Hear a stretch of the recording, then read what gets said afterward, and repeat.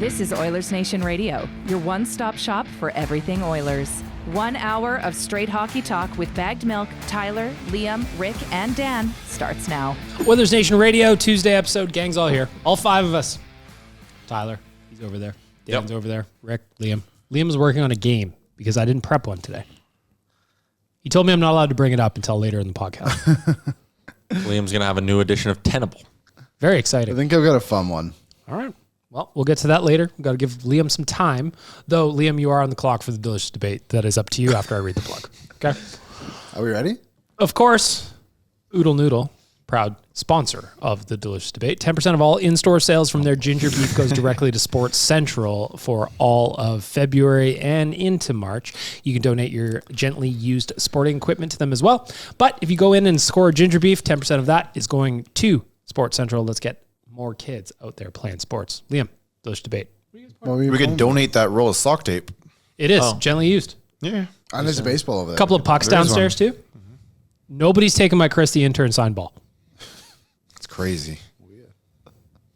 Don't laugh about it. He threw a first pitch at a prospects game. Good for him. And Coombe shot one with a stick. He did. Yeah. He did, yeah. Liam, what do you got? Delicious debate today. Delicious debate today. Obviously, the Winter Games came to an end on Sunday. I thought they canceled the last day. So my question is, because I'm writing a bit of an article about it.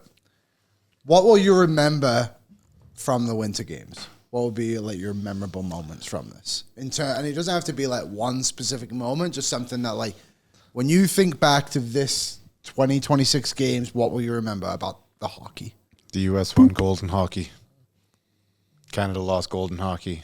Whichever way you want to look at it. I'll remember like McDavid's dominance. Like obviously you're not going to forget that they didn't win gold, but like I'll remember like, oh my God, Connor McDavid was on another level in that tournament. Macklin Celebrini We were a 2-player team. Yeah.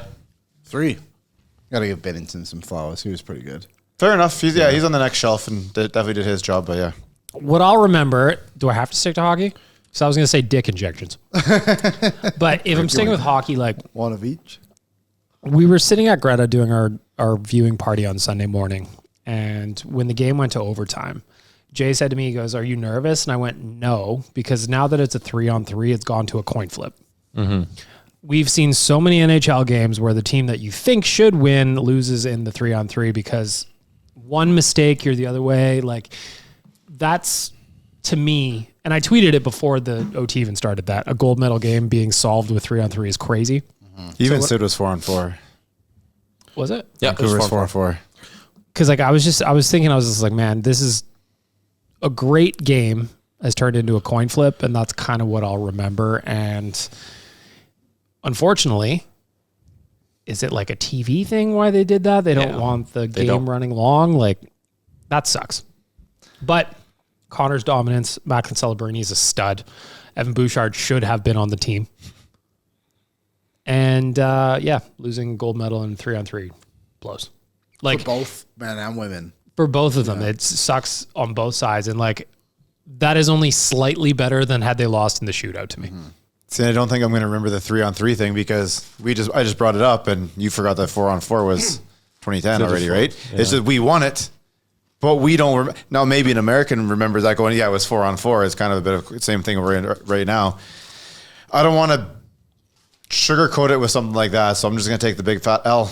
Oh, I'm taking the L. Yeah. Like absolutely taking the L. Yeah, I just don't want to I don't want to soften the blow at all with the 3-on-3 because I don't really agree with it. But guess we didn't really make a big noise about it, so I really can't say too much about.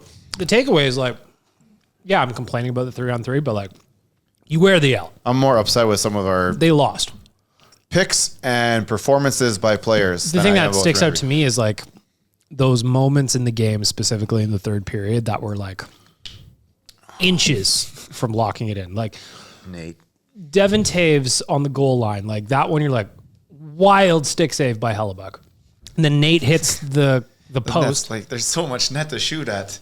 Slam it in. Like he never misses. Like if you give him that exact same thing 100 times, he's hitting 99 of them. Yeah, so like it's hard not to remember those kind of missed opportunities. And Celebrini had a breakaway, and McDavid had a breakaway, and like again, different, but it all kind of rolls into the missed opportunities that Canada had in the game. That's almost in a weird way why I'm like not like I'm upset that they lost, obviously, but I'm not like crazy heartbroken because it's just like fuck, like that's Olympic hockey. It's one game, it's one bounce, like. Yeah. That shit happens sometimes. They had so many guys on that team that just did not do their did not make the impact on this team that we needed them to make. That's the other wild thing is I think it was Mike Johnson talking about it on the broadcast. There's players you can name if you want. Sure. Like Reinhart. Yeah. Sam Reinhart was Buffalo Sabres Reinhart in that tournament. You're here for a reason.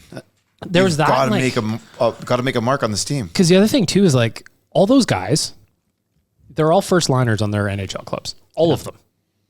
A lot of them are captains. And like we did this on Friday, a lot of them have won cups before. So it was almost wild how so few players rose to the moment. Like 3. But and then Makar is sort of in there. And McKinnon definitely gets the asterisk because dude is obviously not 100%. But there are guys out there just like... But I think on the flip side, like that's just best on best. The margins are so thin that it's who on the U.S. would you say had? But we're talking 6 games, not just one game.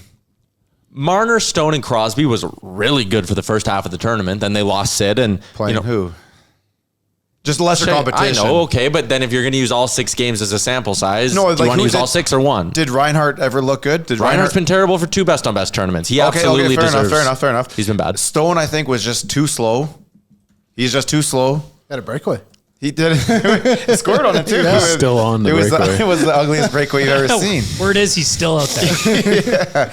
There's just some guys where they take over some of their games, and you turn on TSN at 10 o'clock, and the highlights are all there. You're like, man, this could play. Man, wow, I can't wait for them to get out there. And you didn't see that out of a good chunk of them, unfortunately. I thought it was Canada's best game. Like I just really felt like Canada gave them everything they had, and the Americans.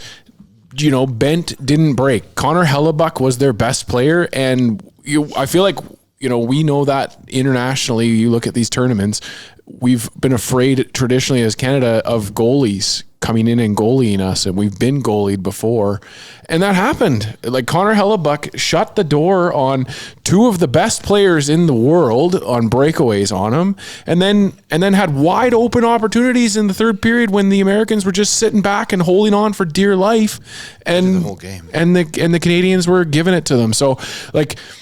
I think we have the benefit of being Oilers fans and being able to have seen that movie a few times before, where we like the best players on the ice were the Canadian players overall, but the at the end of the day, Connor Hellebuck won the game.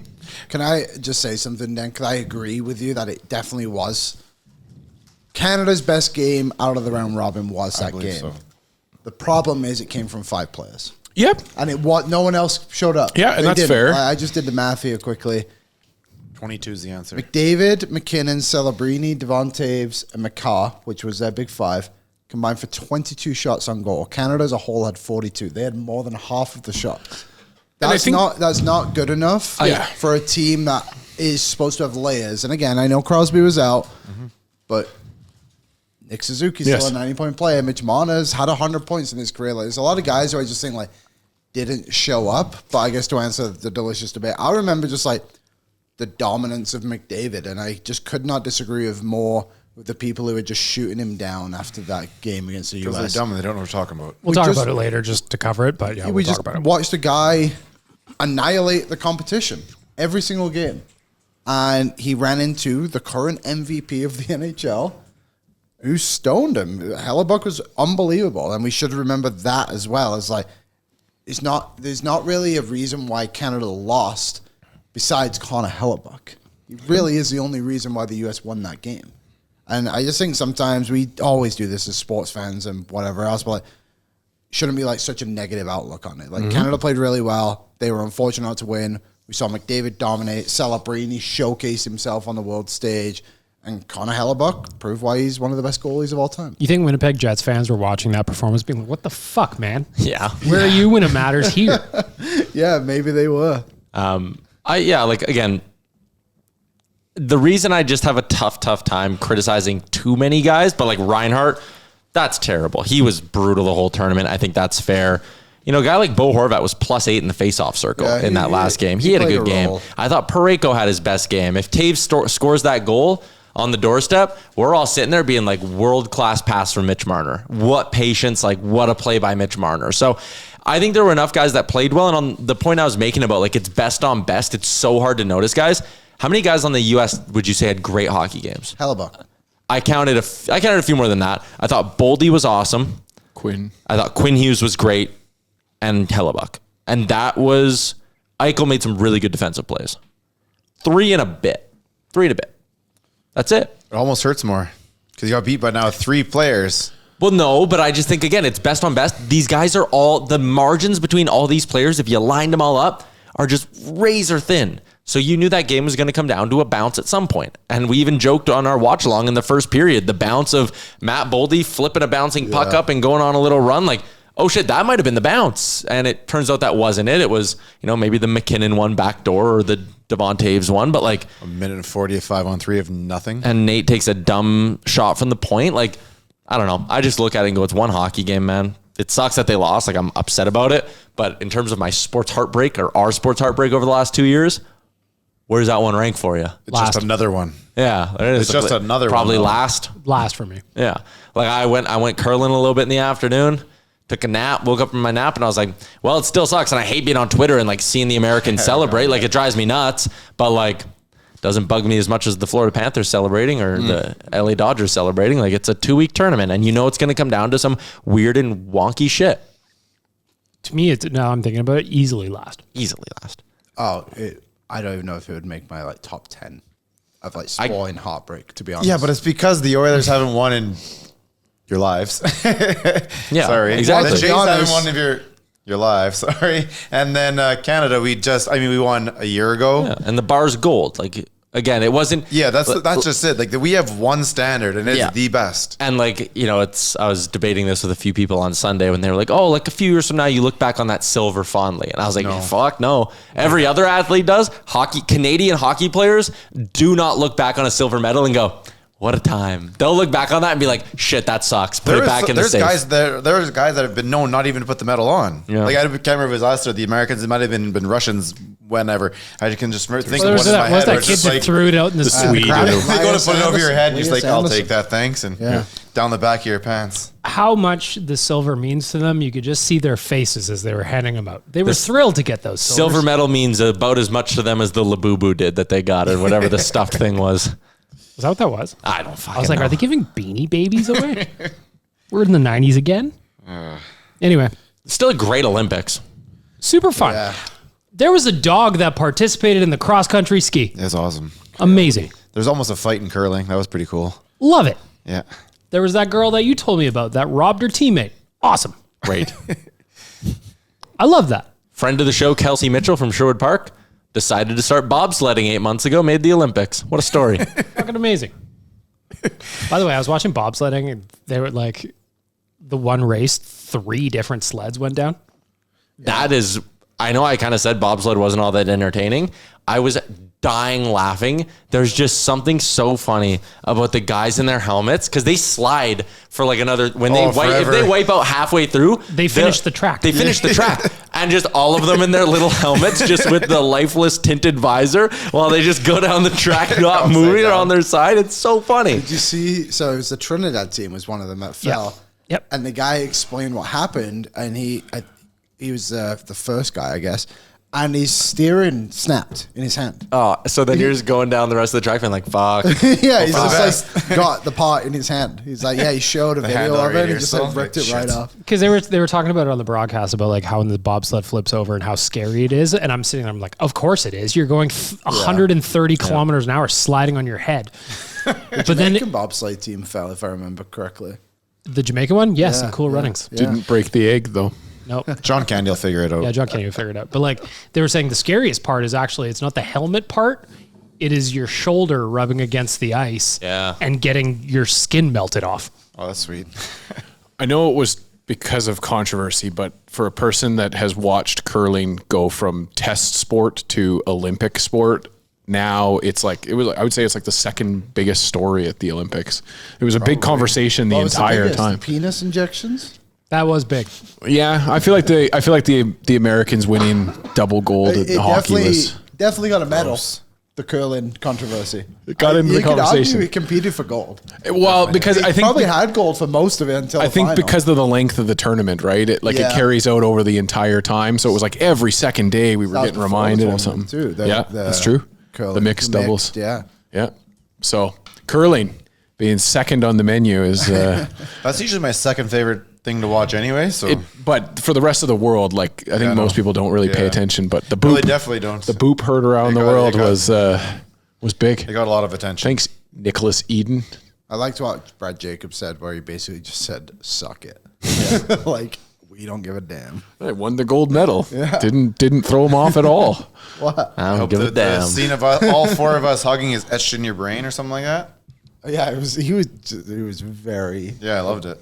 If you really want to be petty, you send a thank you card to Sweden. Do they have a king over there? What is their? I don't think they have a king. Denmark has a king. And congrats on their 7th place. The person who runs Sweden, I believe, like the prime minister or whatever, is the CEO of IKEA. Yeah, that just came. Just out. read that. It popped up on my TV. You watched $1.99 breakfast for everybody. Everybody. Never mind.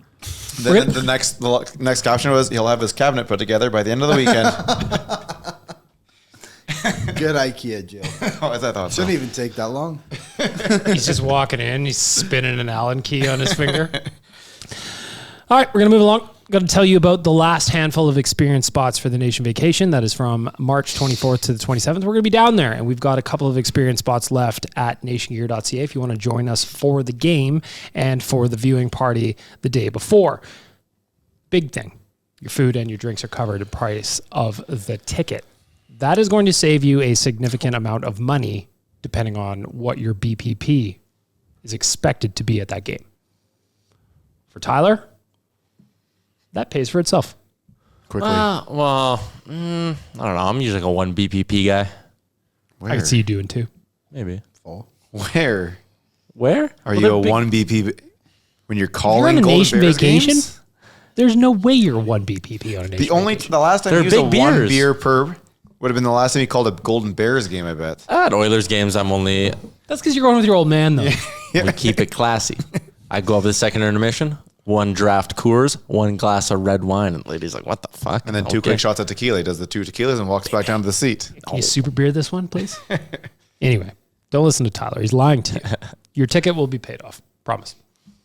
Or you just do what I do and stuff yourself with hot dogs. Works out. Bring them home. Fly back with the hot dogs. Pocket dog for a little bit later in the night. Maybe some pocket cheese if there is some. If there's cheese, you know we're loading up. God, that happy hour was great. The Oilers play tomorrow. Back. We are back. 21-day break. Was that what it was? Mm-hmm. Oilers are back tomorrow. I'm curious if anybody's heard anything different than me, because what I heard yesterday, it was unlikely Connor McDavid is expected to play tomorrow. But then Jack Michaels tweeted, I'm not so sure about that. Has anything happened between him not playing and Jack being like, I'm not so sure about that? I'll give you this from Gene. Connor McDavid is flying into Anaheim tonight. When asked about it, Chris Knobloch said there is a lot up in the air. Literally him. Hey. Jack Michaels asked him about the possibility that the captain sits in the press box Wednesday. The coach said it's a little different with back-to-back games. So I think if Connor's there and Connor's healthy, Connor's putting his skates on. You remember when Leon came back? Just showed up. Yeah. That was the game against Pittsburgh in Did January. not go well.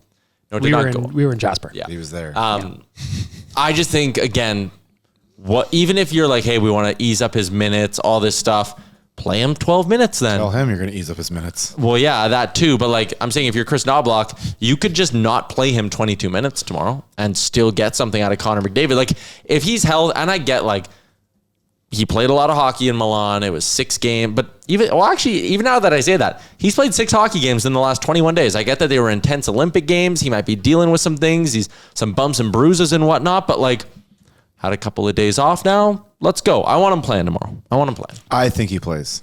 Let's find out what Paul Coffey has to say. Knobloch also labeled these 3 games as the most important of the season so far. Why? Something tells me Connor's playing. So we got Anaheim tomorrow, and then you said back-to-back? So what would be, LA or San Jose? LA Thursday, San Jose Saturday for brunch for Ben. That is 3 big games, 3 Pacific Division opponents, 6 points on the board. Then a couple 8:30s in a daytime. 8:30 and a 2 p.m. How dare they make me wake up at 6 a.m. for a game on Sunday, and now it's 8:30 in their first Oilers game back. If we can wake up for that 6 a.m. game and stay up till 8:30 puck drop on Wednesday, Connor's playing. Connor's playing.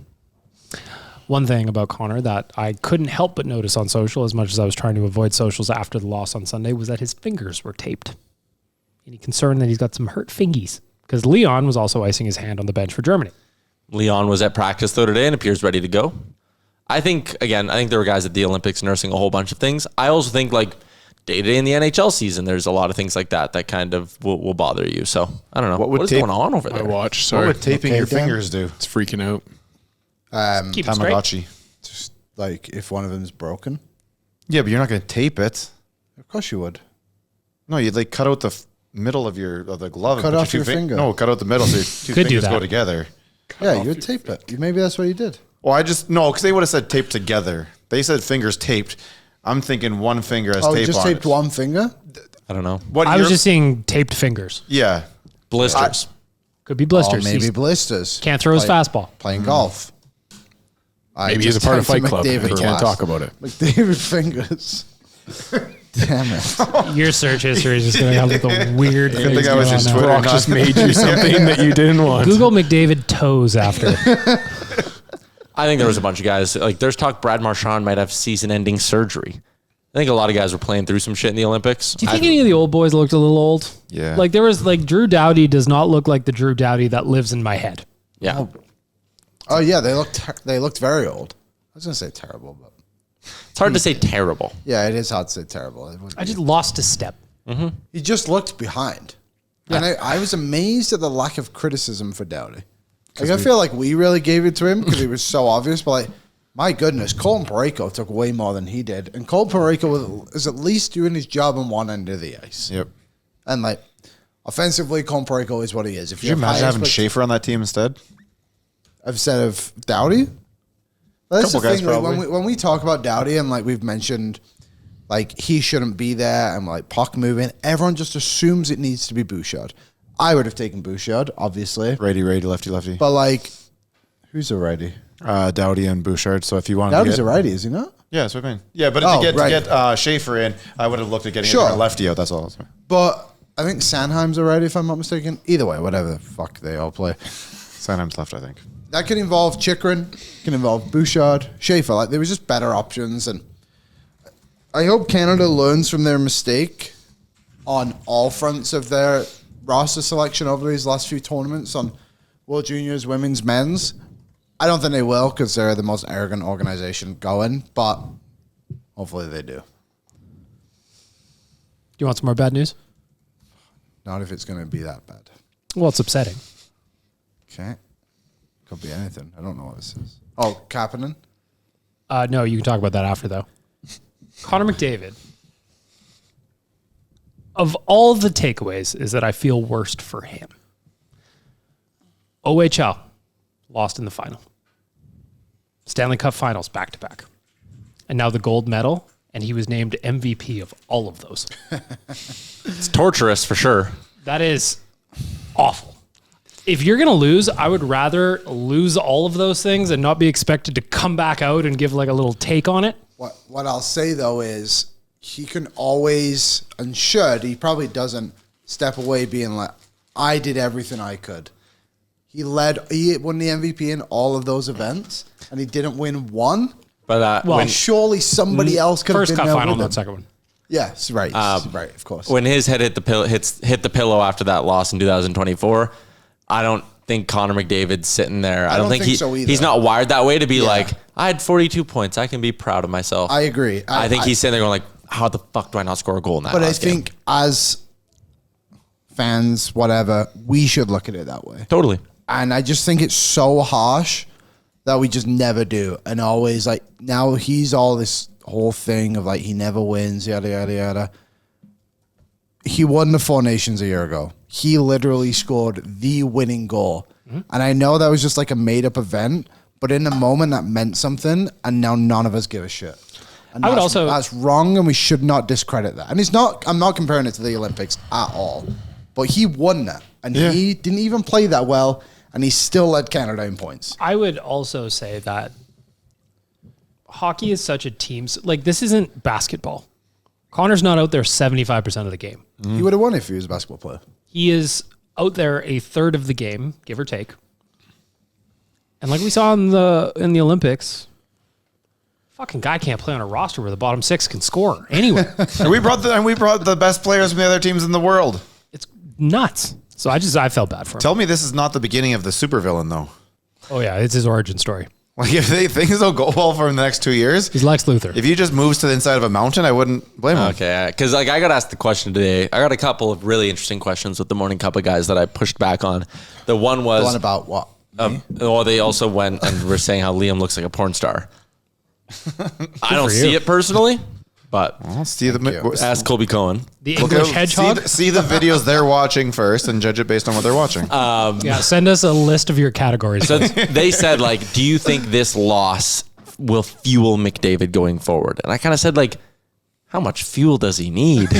Like, I don't think Connor McDavid needed more heartbreak. Yeah. I think he's had his fair share here. Tanks overflowing. Yeah, this one I think it actually be negative more than positive. I agree with that. And then the other thing they said is he was like, "Are you worried that he's not clutch?" No, I said, insane. 2021 Game 7, his first Game 7 in the NHL against the LA Kings, scores. 2 minutes left, was it right to nail in the coffin goal? Yeah. 2022 Calgary. Scores, ends Calgary's season. 2024, Game 6 against the Dallas Stars, walks Miro Heiskanen in to start that off. Scores an OT winner in that game. Like, Game 5, when we had to drag him back to Alberta game in 2024, didn't he have 4 points?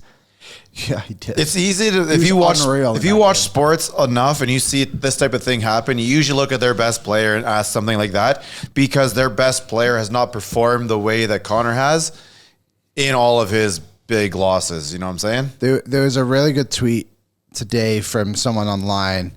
Let me see if I can find it quickly. But he was basically going against like people again who were saying McDavid is a loser, basically. Was it Chris Pronger? Because he also did. No, it was a gentleman named Jean-Francis CBA.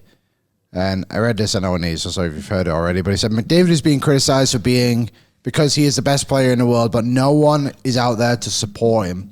Crosby and Ovechkin have won 4 Stanley Cups and 2 Olympics. They have never been the best scorer on their team during those runs. McDavid was the best scorer 4 times on 2 playoff runs and 2 tournament teams. You can't win alone. Hellebuck may have stole the game, but he didn't score those goals. It's very rare for a player to see a player stepping up when McDavid doesn't have a point. They won the 4 Nations, but Jordan Binnington made saves. Someone did their job. Can I was very curious about this today. This what I read? Well, it ties into that. Okay. Like the quality of rosters and Sid's Stanley Cups. When they won the Stanley Cup, the Penguins, in 2017, they beat the Predators in 6 games. These were Sid's minutes in each of those games. 20, 1954, 2042, 2215, 1806, 1717. Year before that, when they won their first of back-to-back Stanley Cups, 2040, 1943, 2003, 2103, 2057, 1941. And I think that's a comment on 2 things. If Connor had a better supporting cast, he's probably not leaned on as heavily. And maybe there is a little bit of a usage question. I still think it's way more dominantly if the supporting cast was better, they'd naturally get more minutes and be trusted in more scenarios. Sure. But do you think any of the supporting casts look there and go, well, Connor's going to do it. I ain't got to get too mucky. I don't got to I don't got to put it all out there. Like, is there some sort of thing in their brain where it's like, well, Connor's out there, he's going to do it. I don't have to be that. There's no way. The only reason I say that because you have the Oilers have had like 3 or 4 versions of the bottom 6. That's never been good enough, so we always blame them GM. But then we go to a best on best. We bring the best players Canada has, and those players too could not do anything. But at best on best in the Olympics, like even go back to Sochi, these games are always super low scoring. It's always hard to get offense. Like, I think it goes both But even ways. look at some of the lesser competition levels. Like France, did anyone go off?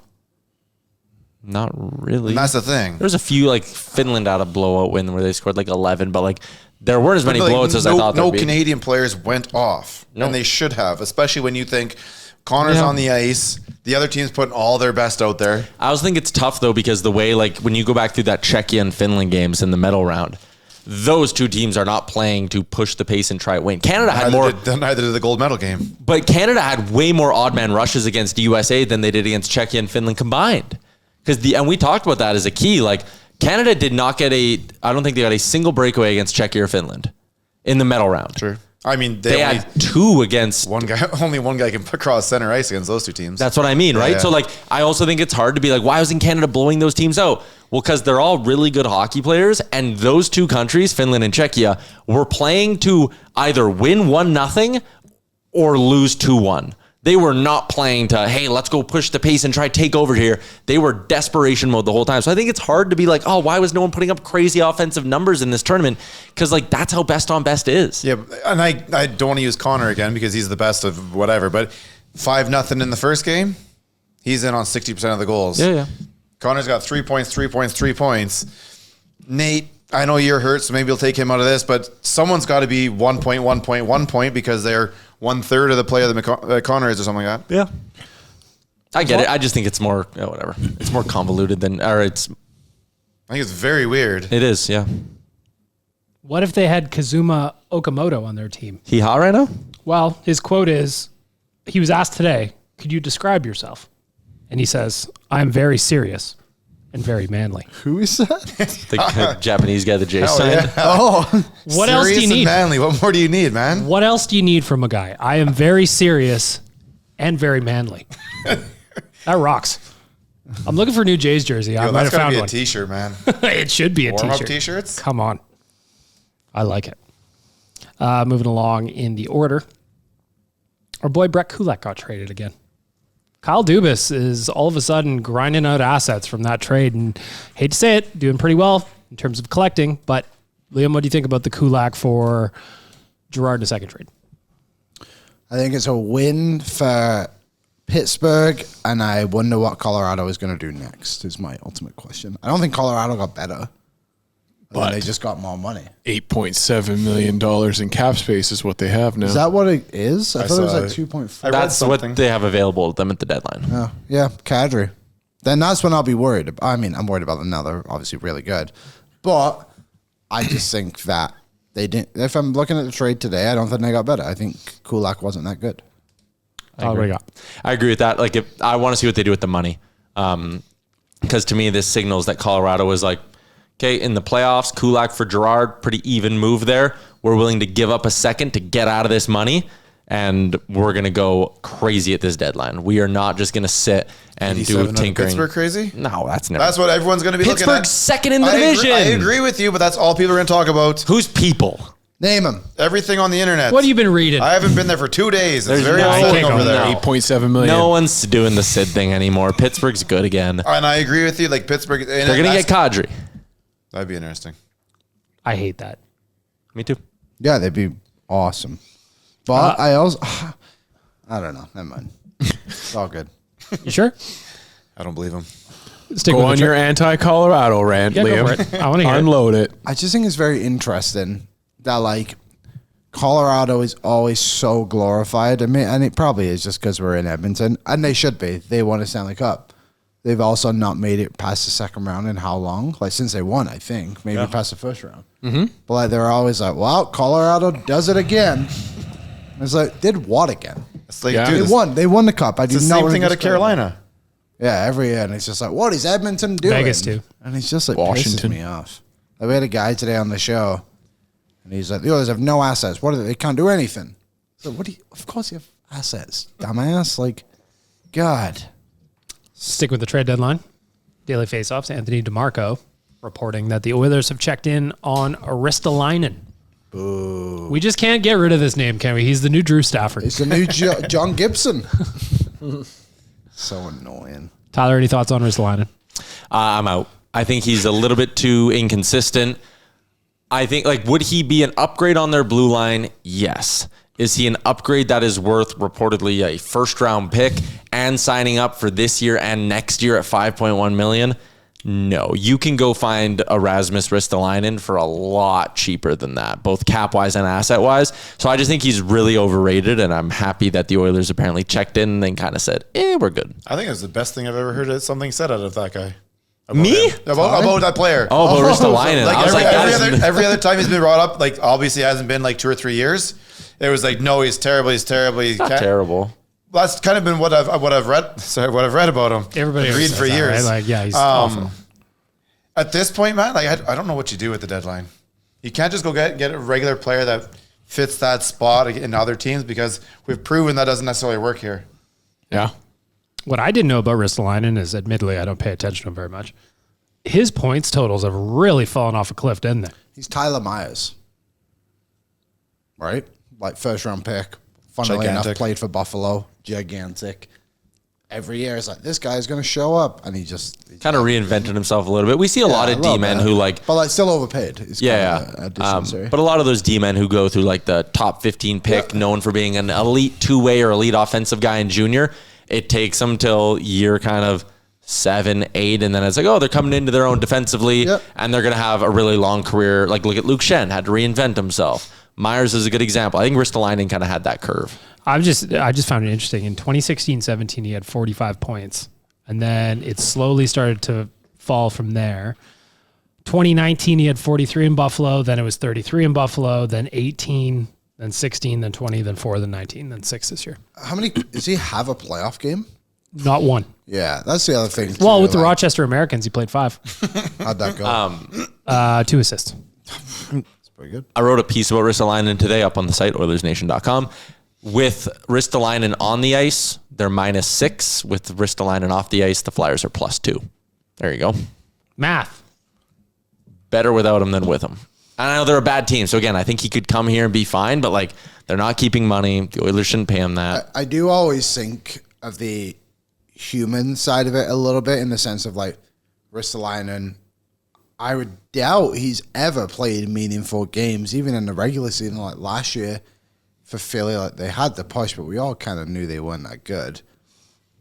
How does that change a player when he goes to a team like Edmonton, be like, finally, like I am in the thick of it? You know what I mean? Like I think it can be beneficial. Maybe in the off season. How long's left in his contract? 1 more year. If you can get a bit of retention and take him down a bit, I would have interest in the offseason. I'd pay if they kept 50%, but like I don't think they're going to do that. Even $4 million. 25. Yeah. 20. 27. Well, the other thing too is the Oilers can't 22 and a half is split the difference. Oilers can't do any of this till they get rid of Mangiapane. Manja. There has to be some option. This one confuses me for so much. Hey, Colorado today had to give up a second-round pick to get out of $2.25 million. Like the Oilers are going to have to pay to get rid of Mangiapane, I think. I'm trying to find the tweet from our boy David Pagnotta. Another asset lost. This was the tweet from Dave Pagnotta 21 hours ago as the Oilers navigate trade waters. I'm told they remain in talks with a few teams regarding Andrew Mangiapane. Expectations he will be moved by the deadline, which is now less than 10 days and 20 hours away. And again, he did that 21 hours ago. So clock is ticking. Mangiapane for Celebrini. Who says no? Everybody gets an Italian. Right? Good. Mm-hmm. All right. Steve Kerr will learn to love him. Last thing I want to mention in the news, quote, this one is a tweet from Gene Principe. He asked Leon Draisaitl to clarify the comments from his last game when he rightfully let everybody know that they stink, which I had no problem with. Leon's quote was, "We all have to be better. It starts from the top and it goes all the way down. I wasn't throwing anyone under the bus. I usually throw myself under the bus first." Leon Draisaitl on his post-game comments after the last game before the break. I had no problem with it. Throw everybody under the fucking bus when they deserve it. I mean, drive it over them. They were terrible. They were awful. That was awful hockey. Those last 2 games against Montreal and Calgary were deplorable. I will say, though, if you're going to do it, you got to back it up. I want to see 100%. Leon.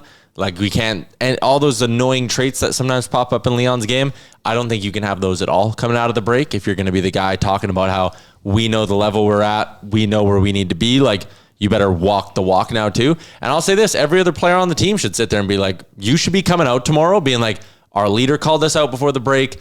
We're the Edmonton Oilers. It's go time. And you need to be playing the right way here. Like, there's no more making excuses for this team. When they struggled early in the season, we were like, another sluggish start. You just wait until they get that homestand in January and the schedule gets better. And then they fell flat on their face in the homestand. And then we kind of said, they have all these Pacific Division games down the stretch. That's when they'll make up their ground. Let's go. Here. Let's go. They're on the doorstep. We start with 3 this week. What was the schedule again? It's Anaheim, then LA, then San Jose. Correct. Yeah. Wednesday, Thursday, Saturday. Wednesday, Thursday, Saturday. Saturday, before we move on to the betting segment, I just want to tell you, Brunch for Ben is on Saturday. And I think, boys, let's explain it a little bit, because I think people are getting some confusion here. This year, the ticket, when you look at it and you see $70, you go, whoa, that's more than the $25 it was in the previous 3 Brunch for Bens. The difference is, though, that ticket also gets you your breakfast. And it's your raffle ticket, and it gets you into our PGX mini golf experience where there's more prizes to be won, and it still gets you your swag bag. It gets you all of that stuff. So, like, when you look, if let's say you're a family of 4, we have the family pack for $170. It's 2 adults and 2 kids. That gets you all your breakfast. That gets you all access to the mini golf. It gets you all your swag bag, which includes gift cards in there, and you get your seat at the table, and you all get your raffle ticket as well. There's a lot. There's a lot of value there, and most importantly, the proceeds from these tickets are going to the Ben Stelter Foundation. So ultimately, at the end of the day, what we're trying to do is raise some money for the Ben Stelter Foundation. Looking at the table downstairs, fellas, there's a lot of prizes to give away. It's going to be a good day at the Matrix Hotel on Saturday. nationgear.ca. Go get your tickets. Join us on Saturday. We got what time? 2? 2 o'clock, 1 o'clock for pre-gaming. Perfect. Doors open at 1? Yes. Okay. Yes. Okay. Yes, I think so. Yes. I'll be there. You will? Matrix Hotel.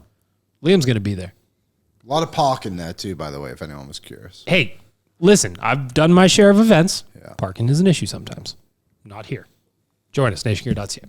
All right, let's talk a little betting. I've got some early lines for tomorrow's game against the Ducks.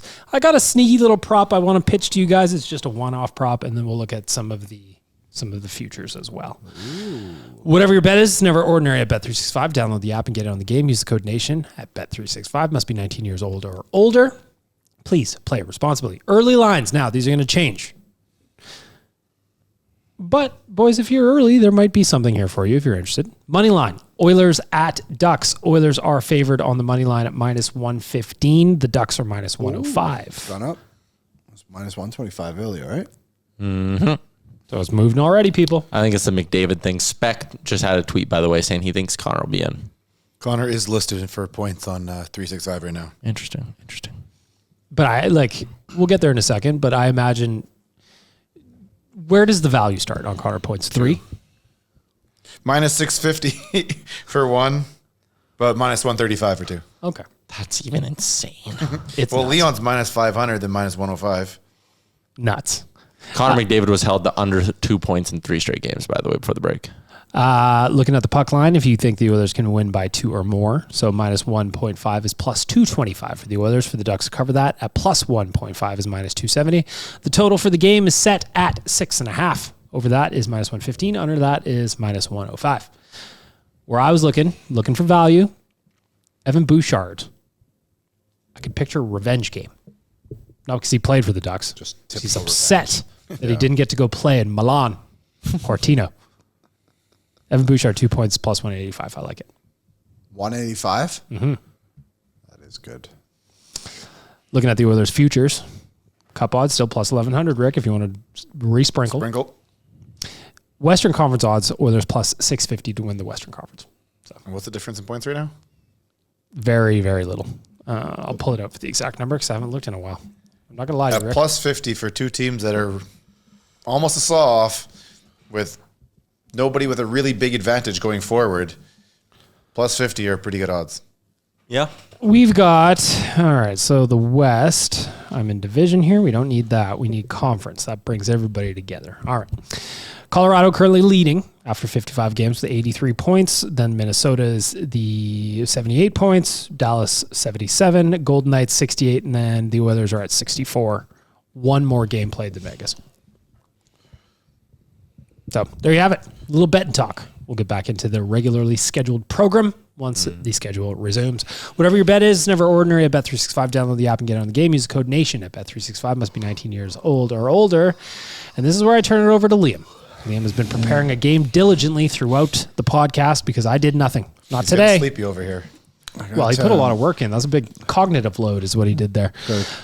Liam's, what are we calling this one again? Tenable. Tenable is presented by Swiss Donair. Swiss Donair is home for the old school Donair with options if you want some flair. Open for 25 years, now 7 days a week. The pride of the North Side. Swiss Donair is great for your events at home or at the office. Check out their location at 8308 144th Ave Northwest or order online at swissdonair.com. Okay, if you don't remember the rules, I'll explain them briefly. We'll have a topic, obviously, and you have to guess the top 10 answers. Yep. We don't need a board. We'll go around and, well, you can have a board if you want to write down the order, whatever. But we'll go around in a group. I just kind of like having the board, yeah.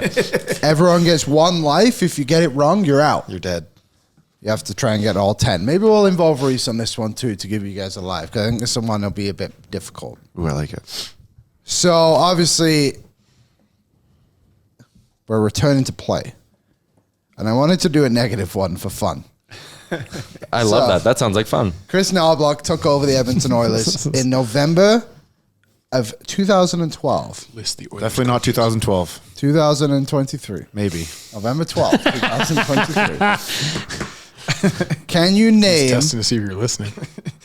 the top 10 worst point producers who have played more than 50 games? So like, since Knobloch took over on November 12th, 2023, you have to name the top 10 worst point getters that have played at least 50 regular season games. The first one. So okay. I think we're gonna nail this. Just so we're aware, number 1 on the sheet has the fewest points. Yeah. Number 10 has like the most out of the 10. The bunch. Okay. So I'll start us off because I didn't get one right the last time. Do you want to kick it off? Yeah. Okay. Connor Brown. Danny's out. What? Why did you say Connor Brown? What lowest amount of points? Connor Brown is 16th on the list. The fewest amount of points of players who played at least 50 games in the Knobloch era. He had 144 games, scored 42 points. Dan. Well, there we go. Danny's out. Yes. All right. So good job we kept Reese in the game. My episode off. Is your mic working, Reese? No? Do you want to come sit in my chair? We can handle it. Reese can show. Okay. I'm nervous, but I'm just gonna. Don't let me just say this. Derek Ryan. Derek Ryan is tenable. Number 4 on the list. Thank Derek you. Ryan. That's a good Reese. guess. No, defensemen are on this list too. Oh, okay. Oh, I don't know. Reese's guest, Brett Kulak. Brett Kulak is not tenable. We lost a pen here. All right. Reese is out. Brett Kulak is. Okay, there's no way the name I'm going to say right now is not on this list. Remember, they have to play 50 plus games. Yeah. Matthias Janmark. Gotta be. Matthias Janmark is not tenable. No, that's because he's got two. There's played 10 people below him. Yes. But he's got no points. Matthias Janmark, that's all. 38 points. You got to remember, he's played 186 games. 50. Yeah, it's the 50 game mark. Yeah. This So. game is rigged. So in 2022, So it's only Rick and Tyler. And I haven't even guessed yet. in 2022, who were some of our players? Okay, I got one. 2023. Or 2023, my bad. I got one. Ty Emberson. Ty Emberson is tenable. He is number 7 on the list. So Ty Emberson, number 7, has 24 points. Okay. So you have Derek Ryan, who is 4. Yeah. He had 17. Okay. Oh, I'm scared about that one. I don't know how long he's been gone for. Then don't pick it. I know. It's Thinking of like call-ups and guys of that nature. No call-ups. You gotta get 50 games Was 50 games, Yeah, right? I know. Yeah. How many games were left in that season? He got fired in November, so 50 games. Ish. Yeah, about That's 50. 2022. Yeah. How many believe seasons nobody has said he? Stuart How many Skinner. full seasons has he been a coach now? This is his 3rd full season, correct? Wow. So we have 2 fulls and then 2 halves. He's coached one full season, technically. One No. full and 2 halves? Yeah, or 2 fulls and 2 halves? About that. Overall, about... One full and 2 halves. Kind of, yeah. Let's just say, so Bouchard's probably played every game. He's obviously not in the bottom 10.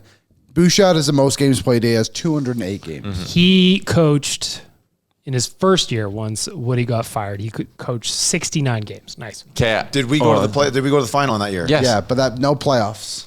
No, these are not playoff games. So 69 No, regular I know, season but games. we went to the final against Florida in his first year. Yeah. I'm gonna try it. It might be wrong, but Devon Shore. It might not be 50. He'll be games. tenable. He'll be 10. that's 50 Oh, games. fuck. That might not be 50 games. Devon Shore is not tenable. He did not play 50 So games. it's all on me. all to you. So you have Derek Ryan, 4th, and Ty Emerson, 7. Here we go, Ty. Let's Only start 8 on names. Check off, buddy.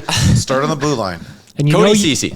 Cody Ceci is tenable. Number 6, 22 points, 66 games. Okay. Cody Ceci. 50 games is so hard. Who are our... such an like. Oh, 50 games. I will say one thing. Troy Stetcher. Number 2, 9 points, 79 games. Okay. There is, John, any clue? I'll give you, how many you got there? We have Okay, 4 now. When you get to 5, I'll give you a clue. Okay. If you get Okay. This is gonna sound crazy. How many points did Emerson have at 7? 24. God damn, this is gonna be straight lunacy. I'm not gonna say him yet. There's a guy who I really want to say, but I won't say because I think he was okay when he first came over. Guys this year who have maybe played in 50 of the 58 games. I don't think it'll be anyone there. Rick's shaking his head. Oh, there's got to be some. There's no one on this one- year's team? Well, I'm thinking. I was just Hold gonna up. say, there's got to be one Who's guy the on bottom this team. 6 right now? There's Lazar. Don't smile at me, Liam. Hasn't played 50. I know. Lazar hasn't played 50. Old man, third C.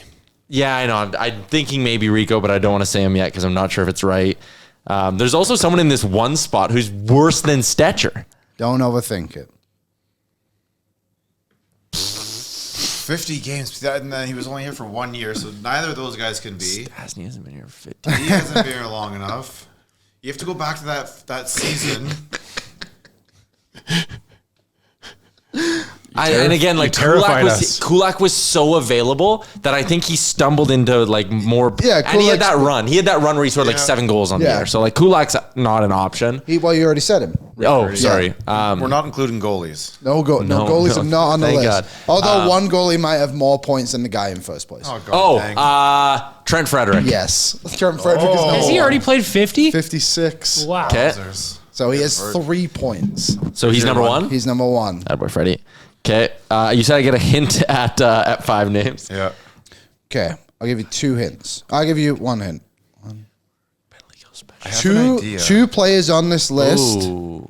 are currently on the team. Matt Savoy. Yes. Number 5, 19 points. And And so one other player is on this team. it's got to be Rico, hasn't it? No, because I think when he came over at the deadline, he like was pretty good. For Who a else stretch. on the current roster then, though? Won't be anyone in the top 6.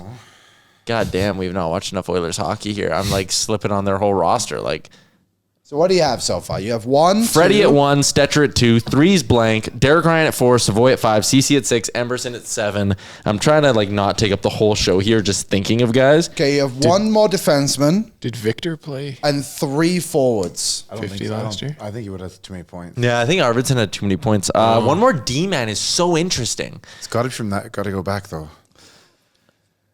Who were like our 6 and 7? Like Regula did not play enough. Did Josh Brown play? No. Oh, Vinny Vincent Day. Day. Vinny. Number 3. Vinny's number 3. Okay, then since we kind of cheated and Reese gave me one, I'm gonna say Rico. Is he in there? No. Okay, so who are the last 3? Who are 8, 9, and 10? Number 8, Kasperi Kapanen. That's surprising. 25 points. He's only played 76 games. Crazy. Number 9, Victor Arvidsson. Oh, See, it I was. was thinking about it. 27 points in 67 games. Okay, so it started to jump a little Yeah. bit here. Number 10, Jeff, no. Oh, Ryan McLeod. No, yeah. 28 points. Never would have. Jeff Skinner, 29 points. In how many games? Oh, I was 68. thinking about Skinner. All right. I didn't think he got enough games. that was a There you tough go. one, Liam. That was a Yeah. tough one. Really hard. I I still have yet to get one. I need some of that Joe Rogan gum before next episode. Adam Henrique, by the way, 46 points, Yeah. 146 games. He came out of the gates good, and he had all Yeah. of last year and this year. Like, there's enough there. I shouldn't have guessed. Fair enough. There you go. I didn't care that he played almost 200 games. I was sure Janmark would be there. Yeah, I thought Janmark was going to be there. Janmark actually has more points, which is surprising. He has more points than Fogle, Kane, Skinner, McLeod, Arvidsson, obviously, played almost double the amount of games. Mattias Janmark is actually 7th during that time with games played, 186. I like the game. That one you applaud. I like the game. I don't like that I was out on my first guess. I thought a couple of you. I thought you would have stayed in a bit longer. I bringing in Reese was probably. How many games did Devon Shore play? He didn't even play 50. Oh, that was the issue. Yeah, I don't even know what that would have been. How quickly Liam abandoned him too. Devon Shore played with Knobloch. He wasn't in that range, right? He only played 47 games that season. Yeah. How many total games did he play? He played 38, 49, 47. Devon Shore's 498 NHL games played. No joke. Couldn't get those 2 more, eh? No, well, maybe he's not. He's in Europe. He's in Europe now. He's in Sparta. Copper stick. Not sure I'd want one. Well, fellas, there you have it. Another podcast in the books. Little NHL hockey to talk about starting tomorrow. We did do score predictions for Canada-Finland. Oh, Okay, nice. go ahead. Definitely not me. You went for 2 BM. You had a 3-2 win, but you said overtime. Fuck! Damn it! We don't lose a point for that, do we? No. It was just a game. Yeah. You just could have I got taken greedy. He got greedy, didn't win. Damn it. So that would mean we have Wednesday and Thursday. Yeah. Ducks So and 2 predictions. Wait. Kings. What was the Thursday. score in the Czechia game? 4-3 overtime. I got that the first time I played, and you all laughed at me. Okay, wait. 5-0. Because I wasn't here on Friday. Yeah. And you guys recorded that after the Finland game. Yeah, we recorded. So wait, these were predictions from Czech. Tuesday for the Czechia game that they won 4-3 in overtime. Yeah. Rick gets 1 point. He had 4-3 win. Wow. Oh, damn. Wow. So never mind, BM. You weren't close. You had Yeah, we're on 3-2 the OT board. when you were off by a goal. Damn. So Rick's got to win. Oh, we're on fire right now. So there you go. Who's left off the board? BM is the only one without a win so far. Fuck.